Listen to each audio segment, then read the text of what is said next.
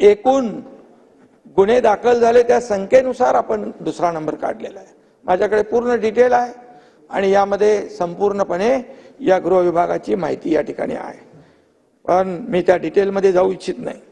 महाविकास आघाडीचे गृहमंत्री होते, वसुली प्रकरणात त्यांना जेलमध्ये जावं लागलं। पोलिसांनी उद्योगपतीच्या घराखाली बॉम्ब लावणे, बॉम्ब पेरण्याचं काम केलं। कशा उद्योग येतील? आणि म्हणून साधूची हत्या झाली तरी आपलं सरकार बघायच्या भूमिकेमध्ये होतं। बॉम्ब स्फोटातील आरोपी याकूब मेमन याच्या कबरीचं उदात्तीकरण देखील महाविकास आघाडीच्या सरकारमध्ये झालं। मी आणखी जास्ती काय उदाहरणं देऊ इच्छित नाही आणि सभागृहाचा वेळ घेऊ इच्छित नाही। आणि म्हणून तीच मंडळी आता कायदा सुव्यवस्थेच्या नावाने गळा काढतायत।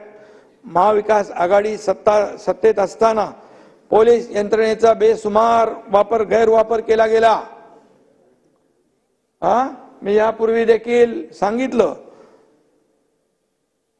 आताचे मुख्यमंत्री देवेंद्रजी यांना देखील खोट्या केसमध्ये अडकवण्याचं षडयंत्र काय केलं। त्याच्यामध्ये अनेक मंत्री होते, त्यांचेही नंबर होते आणि याचा पुरावा पेन ड्राईव्ह परवा दाखवला। प्रवीण दरेकर यांनी पेन ड्राईव्हद्वारे दुसरा बॉम्ब देखील टाकला।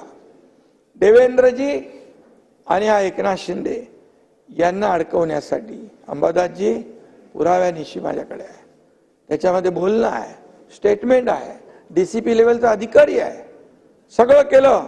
पोलीस यंत्रणा त्यावेळच्या सरकारच्या प्रमुख मंडळींनी या ठिकाणी कसा दुरुपयोग केला, कशी त्याचा गैरवापर केला आणि कशी कारस्थानं केली हे देखील आपण ते बोलू शकत नाही, कबूल करू शकत नाही।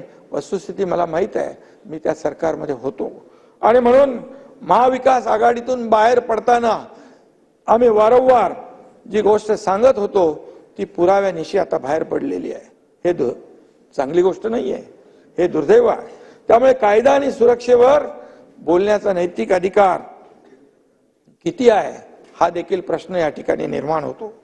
कायदा आणि सुव्यवस्थेबद्दल काही प्रश्न असतील तर त्यावर गांभीर्याने चर्चा व्हायला हवी होती, परंतु आरोप प्रत्यारोप यामध्ये आपण गेलो आणि खरे हकीकत आणि खरे प्रश्न बाजूला राहिले हे देखील मान्य केलं पाहिजे। परभणी असो, बीड असो,